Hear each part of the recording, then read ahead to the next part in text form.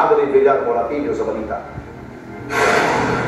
Naiproklama na si Marcelino Teodoro bilang nanalong kongresista sa unang distrito ng Marikina. Pagkatapos maiproklama, agad naman siyang nanumpa sa Marikina Justice Hall. Yan ay matapos ang halos buong araw na tensyon sa Marikina City Hall. Nagprotesta kasi ang mga supporter ni Teodoro matapos hindi ito agad maiproklama kaninang umaga. Kahit mismo si Teodoro nagre-reklamo kung bakit sa kabila ng pinal na ang desisyon ng COMELEC na nagbasura sa petisyong pagpapakansela sa kanyang kandidatura, hindi siya agad na iproklama. Bakit ayaw nilang mag-convene?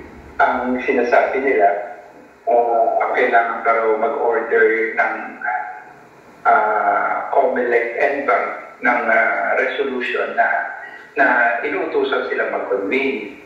Kaya pinapaliwanag naman dun sa NBank resolution ng COMELEC na may binigay na sa aming certificate of finality, final and executory na yun. Sa dalawang pahinang entry of judgment ng COMELEC NBank, nagkasad na immediately executory na ang kanilang resolusyon sa kaso laban kay Teodoro. Nilinaw naman ng COMELEC na ang delay ay dahil sa may mga prosesong kailangan sundin. Hindi porket ngayon in-issue ang COMELEC main office ng entry of judgment and certificate of finality. Ngayong araw na ito rin, ipapatupad ka agad yung pagpapasumpa.